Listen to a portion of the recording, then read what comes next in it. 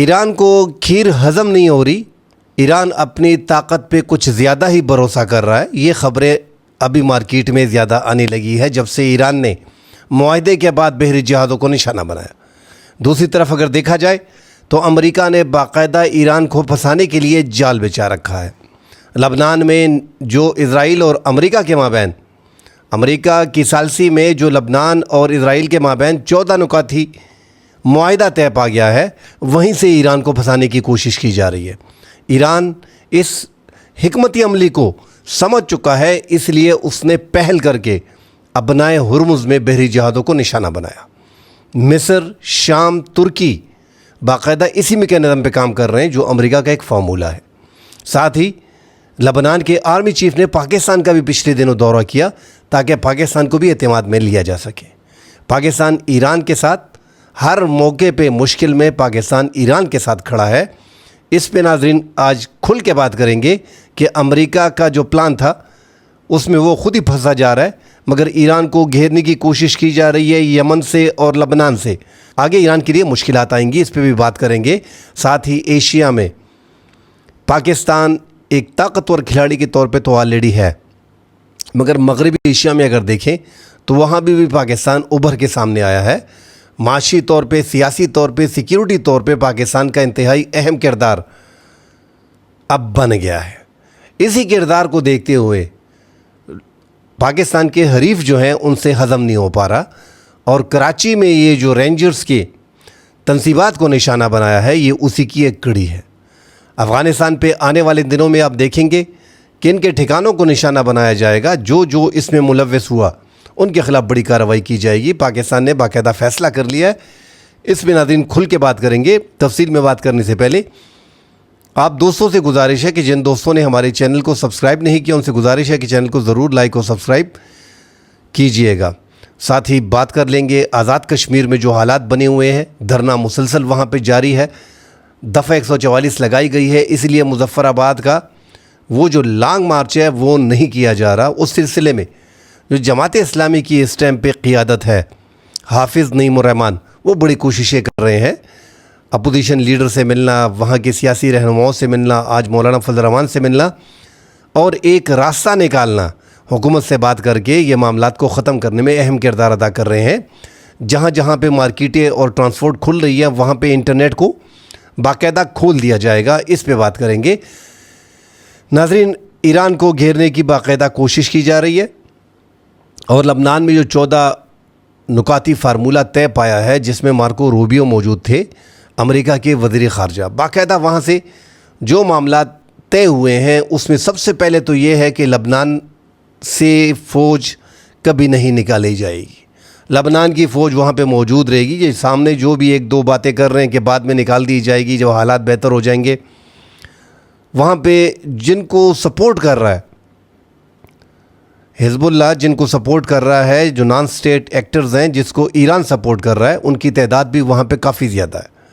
Opposition میں بھی لبنان کی اپوزیشن میں بھی ہے، اور لبنان کی فوج سے زیادہ طاقتور جو ہے وہ نان سٹیٹ ایکٹر لبنان میں ہے، جن کو کہا جا رہا ہے کہ ایران کی مکمل طور پہ سپورٹ حاصل ہوگی، اس میں کوئی دو رائے نہیں۔ اسی طرح یمن میں حوثی ہیں، اس کے بارے میں بھی بات کرتے ہیں، مگر یہاں پہ ایک تو فوج نہیں نکالی جائے گی، دوسرا دریائے اردن سے لے کے دریائے روم تک کوئی دوسری سٹیٹ جو ہے اس کا وجود نہیں بننے دیں گے۔ یہ فیصلے بھی ہو چکے ہیں اور یہ اوپنلی نتنیاہو نے بول بھی دیا ہے۔ اور جب نان سٹیٹ ایکٹر کے خلاف کارروائی کریں گے تو اس کے بعد یہ خاتمہ ہوگا، تبھی اسرائیل کی فوج جو ہے وہ لبنان سے نکلے گی۔ ایران کو اس چیز کا پہلے سے اندازہ ہو گیا ہے، وہاں پہ مکمل طور پہ کچلنے کا فیصلہ کیا گیا ہے۔ لبنان کی آرمی کو، لبنان کی گورنمنٹ کو امریکہ کی طرف سے مکمل طور پہ مضبوط کیا جائے گا، ان کو پاور دی جائے گی تاکہ وہ ان کا مقابلہ کر سکیں اور ان کا خاتمہ کیا جا سکے۔ اب یہ تو امریکہ کا ایک پلان ہے جس کو ایران سمجھ گیا ہے، مگر یہ اتنا آسان نہیں ہے۔ یہ لڑائی اب برسوں چلے گی، جس طرح ہم ہم ڈر رہے تھے کہ یار ایران اور امریکہ کی یہ لڑائی ایسا نہ ہو کہ یوکرین اور روس والی شکل اختیار کر لے، مگر اب اگر یہی پلان پہ عمل کرتے ہیں تو ایران یہ ہونے نہیں دے گا، کیونکہ ایران کو اندازہ ہے کہ جب سیریا میں یہ ہوا، وہاں پہ جولانی کو انسٹال کیا گیا، وہ لایا گیا، جو بشار الاسد تھے ان کی اکثریت تھی نہیں، 12% وہاں پہ حصہ تھا جو ان کے علوی شیعہ تھے، مگر ان کے باپ کے پاس وراثت آ رہی تھی کافی لمبے عرصے سے، اور آخر میں جب ان کا اختتام ہوا تو ایران اور روس ان کو مکمل طور پہ سپورٹ دے رہے تھے، اور دوسری طرف امریکہ اور عرب ممالک جو تھے وہ سنیوں کو سپورٹ کر رہے تھے۔ سنیوں کی تعداد زیادہ تھی یار، جہاں پہ تقریباً 82%، 85%، 87% سنیوں، وہاں پہ بشار الاسد ان کے والد نے کافی لمبا عرصہ جو ہے وہ حکومت کی۔ بہرحال ایران کے لیے مضبوط قلعہ سیریا میں بشار الاسد کی حکومت تھی۔ ایران کو اندازہ تھا جیسے وہ جائے گا ہمارے لیے مسئلے بنیں گے، اور جیسے ہی وہ گیا حالات ان کے لیے انتہائی خراب ہو گئے، اور ایران سمجھ چکا تھا کہ اب آگے ہم پہ چڑھائی کی جائے گی، اور ویسا ہوا بھی۔ اب یہاں پہ لبنان کا چیپٹر کلوز کرنے کے لیے کوششیں کی جا رہی ہیں، تو آپ معاہدے میں دیکھیں MOU میں سب سے اہم بات ان کی یہی ہے، جو وہ مان نہیں رہے کہ لبنان پہ کارروائیاں بند کر دو، وہاں پہ سیز فائر کرو، تب معاملات جو ہے وہ حل ہوں گے، ورنہ حل نہیں ہوں گے۔ پاکستان کے فیلڈ مارشل عاصم منیر جب ایران میں تھے، جب نیگوشیشن کر رہے تھے، ان مذاکرات میں بھی ہم نے دیکھا کہ پاکستان کے فیلڈ مارشل جو CDF ہے، چیف ڈیفنس فورس ہمارے عاصم منیر، انہوں نے رابطہ کیا تھا ٹرمپ سے کہ فوری طور پہ لبنان میں کارروائی بند کر دیں جو اسرائیل کر رہا ہے۔ اس ٹائم پہ بند بھی کی گئی، اور یہ مذاکرات تبھی کامیاب ہوئے، مگر آگے وہاں پہ ایسی ہلچل رہے گی کہ یہ مذاکرات آگے کامیاب ہوتے دکھائی نہیں دے رہے۔ ایران ان سب چیزوں کو سمجھ گیا، اور دوسرا ایران جو کر رہا ہے وہ، جس طرح آپ نے پہلی ویڈیو میں کہا کہ ایران مکمل طور پہ اپنا ہرمز کو اپنے کنٹرول میں کرنا چاہتا ہے، اور ابھی اس کی کوشش ہے کہ اس کو نیشنلائز کرایا جائے۔ عرب کے کچھ ممالک اس کے خلاف ہیں اور امریکہ اس کے مکمل خلاف ہے، مگر ایران یہ جانے نہیں دے گا، کسی کو قبول ہو کسی کو قبول نہ ہو۔ ایران اب سمجھ چکا ہے کہ اس کو ہر طرف سے گرنے کی کوشش کی جا رہی ہے۔ تو باقاعدہ ایران کی یہ جو کارروائیاں تھیں، ہمیں بھی لگ رہا تھا کہ یار ایران نے ایک مذاکرات کر لی ہیں، وہ کیسے جو ہے یکدم کارروائی کر لیتا ہے۔ اب اس میں بھی باتیں ہیں، مگر ایران اپنی حکمت عملی کے تحت یہ کر رہا ہے۔ حالانکہ اگر اس میں زیادہ دیکھا جائے تو ایران کی کامیابیوں کے ساتھ ایران نے مار بھی زیادہ کھائی ہے، نقصان بھی ایران کو زیادہ اٹھانا پڑا۔ اس کی مین وجہ جو ہم بار بار کہہ چکے ہیں کہ ان کے پاس دفاعی نظام اس طرح کا نہیں ہے جس طرح کا ایک ملک کے پاس ہونا چاہیے۔ آگے جا کے وہ اس پہ کام کریں گے۔ فی الحال جو حالات ان کے لیے بننے جا رہے ہیں، آگے مشکلات آئیں گی۔ ابنائے ہرمز بھی دنیا بھر میں تیل کا کرائسس آئے گا، گیس کا کرائسس آئے گا، عرب ممالک مشکل میں پڑیں گے۔ یہ جو سعودی عرب، قطر کوششیں کر رہے ہیں، ان کو اندازہ ہے کہ آگے کافی مشکلات ہیں، اور پاکستان جس طرح یہ کوششیں کر رہا ہے کہ یار یہ سعودی عرب، اسلامی ممالک اور ایران کے مابین پھڈے نہ ہو، یہ جس طرح کی کارروائیاں ہو رہی ہیں۔ بحرین کے جو وزیر خارجہ ہیں، پاکستان نے ان سے رابطہ بھی کیا ہے، پاکستان کے نائب وزیر اعظم نے، کہ جو کارروائیاں ایران نے بحرین میں کی ہے، اور بحرین نے باقاعدہ سلامتی کونسل کو بھی درخواست کی ہے کہ آپ ایکشن لیں ان کے خلاف، جو ہماری ساورنٹی کے خلاف انہوں نے حرکت کی ہے۔ پاکستان نے بھی ان کو یقین دلایا ہے کہ آگے جا کے یہ سب کچھ دوبارہ ٹھیک ہونے کو ہے، مگر حالات درست نہیں ہو رہے۔ بڑی وجہ یہی ہے کہ امریکی اڈے تو موجود ہیں ان عرب ممالک میں، اور بعض عرب ممالک تو مکمل طور پہ امریکہ کے کنٹرول میں ہیں، اور وہ امریکہ کے بغیر ہل بھی نہیں سکتے، اس لیے ان کی مجبوری ہے یہ اڈے رکھنا۔ اب بحرین جیسے ملک میں جہاں پہ 65-70% اہل تشیع کی آبادی ہو، اور وہاں پہ سنی کی گورنمنٹ ہو، تو آخر کار اس کو پھر جانا پڑتا ہے۔ تو ایران کو یہ لگتا ہے کہ وہاں پہ گورنمنٹ چینج کرنا اتنا مشکل نہیں ہے، اور یہ ہم نے حالیہ چند ماہ میں دیکھا کہ وہاں پہ لوگ بھی نکلے، مظاہرے بھی ہوئے، لوگوں کی ہلاکتیں بھی ہوئیں، بڑی کارروائیاں کی گئی، مگر آخر میں حالات جو ہے وہ کنٹرول رہے۔ تو بحرین ان کے لیے آسان بھی ہے، اور کویت بھی ان کے لیے بڑا آسان ہے ایران کے لیے۔ ایران جو امریکہ کو اس ٹائم پہ دباؤ میں لانے کی کوشش کر رہا ہے، ان کو پتہ ہے کہ 23 کلومیٹر کے فاصلے پہ ساحل سے ہمارے کویت ہے، ہم آسانی سے وہاں پہ جا سکتے ہیں۔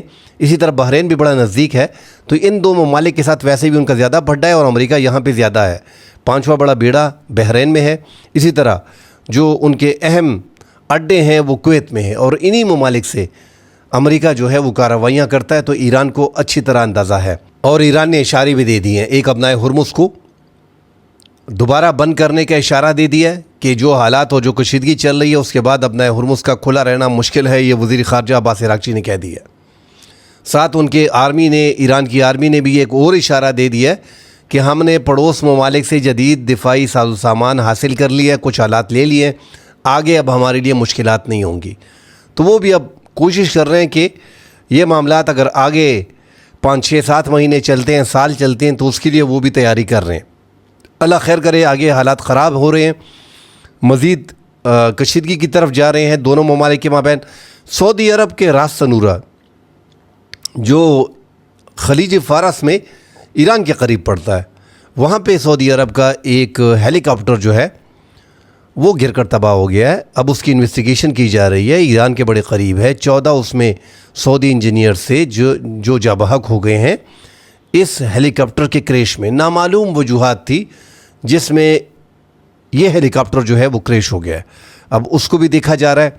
ساتھ ہی پاکستان کے بارے میں ناظرین ہم بار بار یہی کہتے ہیں کہ پاکستان نے جو اپنا رول ادا کیا ہے اس میں کوئی دو رائے نہیں، کہ پاکستان نے جو رول پلے کیا ہے وہ دنیا کے کم ممالک اس طرح کی سفارتکاری کرتے ہیں کہ اپنی جان داؤ پہ لگا لیتے ہیں۔ آپ نے دیکھا کہ شہباز شریف کتنے پریشان تھے اور فیلڈ مارشل عاصم منیر کتنے پریشان تھے جب عباس عراقچی کو کہا گیا اور وہ سوئٹزرلینڈ میں ہمارے وزیر اعظم شہباز شریف کا ہاتھ چھوڑ کے ایک سائڈ پہ ہو گئے اور امریکہ سے نہیں ملے، فوٹو بنانے کے لیے وہ سامنے نہیں آ رہے تھے۔ تو پاکستان نے بڑی کوششیں کی اور دنیا بھر نے دیکھے، اور اس سے دنیا بھر میں پاکستان کا جو ایک مقام بنا ہے، آج پاکستان اس پوزیشن پہ آ گیا ہے کہ تیسری عالمی جنگ جو ہونے جا رہی تھی اس کو پاکستان نے روکا ہے۔ دنیا اس ٹائم پہ اس چیز کو دیکھ رہی ہے۔ ساتھ بات کرتے ہیں ناظرین کراچی میں جو حالات پیدا کیے گئے ہیں، پاکستان کا جو ایک قد میں اضافہ ہوا ہے، پاکستان کی جو اہمیت میں اضافہ ہوا ہے، اس سے بھارت جو ہے وہ سخت پریشان ہے، کوئی اس میں دو رائے نہیں۔ اس کے آپ جتنے بھی شوز ہیں جو ان کے نیشنل ٹی وی ہیں آپ اس پہ دیکھیں، ان کی سوشل میڈیا ہے، ان کے پولیٹیشین ہیں، وہ پہلے دن سے جو ان کے وزیر خارجہ ہیں جے شنکر، انہوں نے کہہ دیا کہ دلال کا رول پلے کر رہے ہیں۔ وہ ڈر تھا ان میں کہ یار یہ ایسا نہ ہو کہ کہیں ہو نہ جائے۔ رب کا کرنا دیکھو کہ پاکستان کے ہاتھ سے سوئٹزرلینڈ میں اور پاکستان اسلام آباد میں یہ مذاکرات طے پائے، اور اس کا مین ثالث پاکستان تھا۔ شروع میں انہوں نے کہا کہ یہ سہولت کار ہے، پھر کہا کہ میڈیٹر بن گیا، پھر اس پہ بھی ان کو خار آ رہی تھی، اور نیشنل ٹی وی پہ بار بار اپنے کہہ رہے تھے، اپنے جو ان کے میڈیا ہاؤسز ہیں، کہ اسرائیل کے بھارت کے ساتھ اچھے تعلقات ہیں اور اسرائیل کے امریکہ کے اچھے تعلقات ہیں، اور اسرائیل جو ہے وہ امریکہ کو کہہ دے کہ پاکستان کو اس سے نکالے کیونکہ یہ انڈیا کا بڑا دشمن ہے۔ یار یہ کیسی قوم ہے سمجھ نہیں آ رہی، حیران کن طور پہ۔ یار اتنا بڑا ملک ہو، 1.5 ارب کی آپ کی آبادی ہے، 4 ٹریلین آپ کی جی ڈی پی ہے، ہم سے کیا کمپیئر کر رہے ہو؟ ہم تو اوپنلی کہہ رہے ہیں کہ آپ ہم سے کافی آگے ہو۔ ہاں وہ دوسری بات ہے کہ پاکستان نے جو مقام حاصل کیا ہے وہ نریندر مودی کی ایک غلطی کے باعث، جو پاکستان نے آپریشن کیا اس میں پاکستان کو کامیابی ملی، آپ نے اس کو آپریشن سندور کے نام سے دیا، ابھی 2.0 کا نام دے رہے ہو، کر کچھ نہیں رہے ہو۔ اس میں پاکستان نے جو بنیان المرصوص ہے، پاکستان نے اس میں کامیابی حاصل کی۔ رائے حق آپریشن میں پاکستان کو بڑی کامیابی ملی، اور اس نریندر مودی کی ایک غلط چال کے باعث جو اپنی پاپولیرٹی میں مزید اضافہ کرنا چاہ رہا تھا، اس کی پاپولیرٹی میں تھوڑی کمی واقع ہوئی، بلکہ دنیا بھر نے دیکھا۔ اور میرے خیال میں انڈیا کے ہم سے زیادہ پڑھے لکھے لوگ ہیں، ان کو ہم سے زیادہ نالج ہے، مگر چونکہ وہاں پہ گودی میڈیا کا اور گودی جو ایک سسٹم ہے اس کے ہول سے وہ باہر نہیں نکل سکتے۔ انہوں نے پکا مودی کو اپنا سب کچھ مان لیا ہے۔ وہ نریندر مودی جو بولتا ہے، چاہے وہ سچ ہے جھوٹ ہے، وہ اسی پہ اعتماد کرتے ہیں۔ دنیا بھر کی جو خبریں ہیں ان کو پرواہ نہیں رہتی۔ بہرحال پاکستان کی کامیابی ہضم نہیں ہو رہی، ایک کارروائی کی جا رہی ہے۔ پاکستان کے وزیر داخلہ نے باقاعدہ بتا دیا ہے کہ اس میں انڈیا کی طرف سے جو ہے وہ باقاعدہ اس میں ہاتھ ہے، اور افغانستان کی سرزمین استعمال ہو رہی ہے، افغانستان سے یہ کارروائیاں ہو رہی ہیں۔ پاکستان کا صبر ابھی مزید تمام ہو رہا ہے۔ افغانستان میں جس طرح کی پاکستان نے 1-1.5 مہینے کی کارروائی جاری رکھی، آگے بھی جس طرح پاکستان ٹرائبل میں انٹیلیجنس بیسڈ آپریشن کر رہا ہے جس میں کامیابیاں پاکستان کو مل رہی ہیں، اسی طرح پاکستان افغانستان میں اب انٹیلیجنس بیسڈ آپریشن ہی کرتا رہے گا۔ یہ صرف ایسا نہیں ہے کہ ایک سرجیکل سٹرائک کر دیا اور آ گیا، ہر دوسرے دن آپ کو کارروائی ایسے ہی ملے گی جو پاکستان میں خیبر پختونخوا میں، بلوچستان میں یا پاکستان کے کسی بھی شہر میں اس طرح کے واقعات ہوں گے تو آپ کو افغانستان میں اس کے مقابلے میں جواب آپ کو دکھائی دے گا. تب افغانستان میں جو پکتیا ہے، پکتیکا ہے، خوست اور کنڑ ہے، ان علاقوں میں آگے آپ کو دکھائی دے گا جو پاکستان کے بارڈر ایریاز پہ پڑے ہیں. وہاں پہ پاکستان ایک بڑی کارروائی کرے گا، فضائی کارروائی کرے گا. ہماری فضائیہ اس طرح پہ مکمل طور پہ تیار ہے، مگر مزید انویسٹیگیشن ہو رہی ہے. آگے دیکھا جا رہا ہے، انویسٹیگیٹ کیا جا رہا ہے کہ کہاں کہاں سے کون کون سے اس میں مزید ملوث تھے. ان جماعت الحرار کے، ان کردن تنظیموں کے جو سرکردہ لوگ ہیں وہ سارے افغانستان کے اندر موجود ہیں اور وہیں سے انسٹرکشن دیتے ہیں اور اس طرح کی کارروائیاں جو ہیں وہ باقاعدہ پلان کرتے ہیں. تو پاکستان سیکیورٹی لیبس بھی آپ کہہ سکتے ہیں کہ ایسے ایریا میں پہنچے، وہاں پہ کارروائی کی، مگر یہ رب کا بڑا کرم ہے کہ پاکستان کی سیکیورٹی فورسز نے ان کو ڈھیر کیا اور آگے مزید نقصان سے پاکستان کو بچایا اور اپنی افواج کو پاکستان نے بچایا. یہ ہمارے معاشی ہب پہ حملہ کرنا ایسا تھا کہ دنیا کو دکھانا تھا. اب یہ مزید اس طرح کی کارروائیاں پاکستان میں آپ کو دکھائی دیں گی. پاکستان کی سیکیورٹی فورسز ہائی الرٹ ہیں، وہ دیکھ بھی رہی ہیں. اب دشمن جو ہے وہ چاہتا ہے کہ پاکستان کو دوبارہ اسی پہلو سے دیکھا جائے کہ پاکستان میں عسکریت پسندی، انتہا پسندی عروج پہ ہے اور وہاں پہ شدت پسندوں کی کارروائیاں چل رہی ہیں. ساتھ ناظرین، آزاد کشمیر میں جہاں جہاں بازار اور ٹرانسپورٹ کھل رہی ہے وہاں پہ آپ کو انٹرنیٹ دکھائی دے گا. آہستہ آہستہ انٹرنیٹ وہاں پہ کھولا جائے گا. صرف راولہ کوٹ کا ایشو آ رہا ہے، باقی زیادہ تر ایریاز جو ہیں وہ کلیئر ہو گئے ہیں. جو دکانیں اور مارکیٹیں اور ٹرانسپورٹ آہستہ آہستہ کھل رہی ہے، کیونکہ لوگوں کے زیادہ تر مسائل جو ہیں وہ ٹرانسپورٹ کے تھے اور مارکیٹ کے تھے. اب راولہ کوٹ ایک ایسی جگہ میں ان کا پڑاؤ ہے کہ جہاں پہ گھر ہیں. رات کو یہ حیران کن طور پہ انہوں نے ایک ایسی پلاننگ کی ہوئی ہے کہ ان لوگوں کو آپ ڈسپرس نہیں کر سکتے ہو. رات کو جاتے ہیں گھروں پہ، کھانا کھا کے سب کچھ کر کے واپس دوپہر کو خالی ہوتا ہے، شام کو پھر جو ہے وہ ہزاروں کی تعداد میں لوگ موجود ہوتے ہیں. تو ایک ایسا علاقہ انہوں نے چوز کیا ہے جہاں پہ ان کا پڑاؤ ہے اور ان کے چاروں اطراف جو ہے وہ سیکیورٹی فورسز ہیں. آگے یہ اس لیے نہیں بڑھ سکتے کہ دفعہ 144 لگا دی گئی ہے. فورسز آپ کو کہیں گے کہ آپ کو بتا دیا گیا ہے کہ دفعہ 144 نافذ ہے. قانون کی خلاف ورزی کرنے پر 4 سے زائد اہلکار ایک ساتھ موجود ہوتے ہیں، ان کے خلاف مجمع میں کارروائی کی جائے گی. تو پھر ان کے لیے حالات مزید خراب ہوں گے. یہ بڑھنے کی آگے کوشش کر رہے ہیں کہ مظفر آباد کی جانب بڑھا جائے، مگر اب ان کی تعداد اس طرح کی نہیں رہی. موجود ہیں ہزاروں کی تعداد میں، مگر میں کہہ رہا ہوں کہ ان کی پلاننگ اتنی اچھی ہے کہ راولہ کوٹ میں جو موجود ہیں آسانی سے وہ گھر بھی چلے جاتے ہیں، واپس بھی آ جاتے ہیں. اور جو ان کے مین لیڈر ہیں وہ کسی بھی طور پہ مذاکرات کے بغیر اس جلوس کو، اس مظاہرے کو، اس اجتماع کو ختم نہیں ہونے دیں گے، کیونکہ جیسے یہ ختم ہوگا جوائنٹ ایکشن کمیٹی پہ ہاتھ ڈالا جائے گا اور ان کے لیے کافی مشکلات ہوں گی. وہ بھی اب سمجھ رہے ہیں کہ آہستہ آہستہ لوگ جو ہے وہ کم ہو رہے ہیں، تو لہٰذا جتنی جلدی مذاکرات ہو سکیں تو مذاکرات ہوں. حافظ نعیم الرحمان جو جماعت اسلامی کے امیر ہیں، سربراہ ہیں، انہوں نے زیادہ کوششیں شروع کر دی ہیں اور ان کی اپوزیشن لیڈر سے ملاقات ہوئی. آج بھی اپوزیشن لیڈر محمود اچکزئی نے باتیں کی ہیں مولانا فضل الرحمان سے، اور جو دیگر ملاقاتیں بیرسٹر گوہر سے، پی ٹی آئی کے سربراہ سے، جو چیئرمین ہے اس ٹائم پہ شاہد حقان عباسی جو سابق وزیر اعظم ہیں، علامہ راجہ ناصر عباس سے ان کی ملاقات ہوئی. تو تمام تر سینئر لیڈر سے ان کی ملاقات ہو رہی ہے. اسمبلی تک یہ بات آ گئی ہے. وہ کوشش کر رہے ہیں کسی طریقے سے، بدنامی میں بلا وجہ ہو رہی ہے، معاملات کچھ اور ہیں اور انٹرنیشنل میڈیا پہ یا ہمارے پڑوس میں اس کو کسی اور طریقے سے پیش کیا جا رہا ہے تاکہ پاکستان کی مزید بدنامی ہو. اور جو بیرونی ملک اس ٹائم پہ ہمارے اوورسیز ہیں وہ تھوڑا 2 قدم آگے چلے گئے ہیں. اب ان پہ نظر رکھنی پڑے گی. وہ جو فنڈ وغیرہ بھیج رہے تھے وہ بھی بند کر دیا گیا ہے. سرکاری ملازمین کو کتنی مشکلات پیش آ گئی ہیں. پینشن کے لوگ جو پینشن لے رہے ہیں سرکاری، ان کے پینشن کو بند کر دیا گیا ہے. سرکاری ملازمین کو معطل کر دیا گیا ہے. اور آگے جا کے جب یہ سب کچھ دھرنے کو ختم کر دیا جائے گا تو مزید کارروائیاں ہوں گی. جو اس میں ملوث تھا سرکاری ملازم، ان کے لیے مزید مشکلات کھڑی ہوں گی. ابھی یہ جو لوگ کم ہو رہے ہیں اور بتایا جا رہا ہے اس میں زیادہ وہ سرکاری ملازمین ہیں جن کو اندازہ ہو گیا ہے، وہ آہستہ آہستہ اس سے باہر نکل رہے ہیں. جو 12 سیٹوں کا معاملہ ہے وہ بھی حل ہو جائے گا، مگر آگے آ رہے ہیں الیکشن، اور الیکشن ہیں بڑے قریب، تقریباً 1 ماہ اس میں رہتا ہے. تو الیکشن हुकूमत पोस्टपोन नहीं कर रही। अगर आज ही इलेक्शन को मेरे ख्याल में मुलतवी किया गया तो ये मामलात आसानी से हल हो सकते हैं, मगर सरकार अब उनको वो रास्ता नहीं दे रही, क्योंकि ये चौथी बार है यार कि ये निकल चुके हैं और इनके मुतालबात जब माने जाते हैं ये फिर अपने धरने ख़त्म कर देते हैं।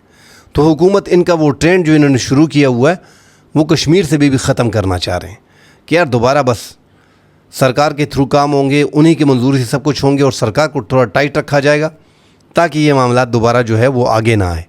बहरहाल मज़ीद ख़बरें आती हैं उस पर बात करेंगे। फ़िलहाल के लिए इजाज़त दीजिए। अल्लाह हाफ़िज़।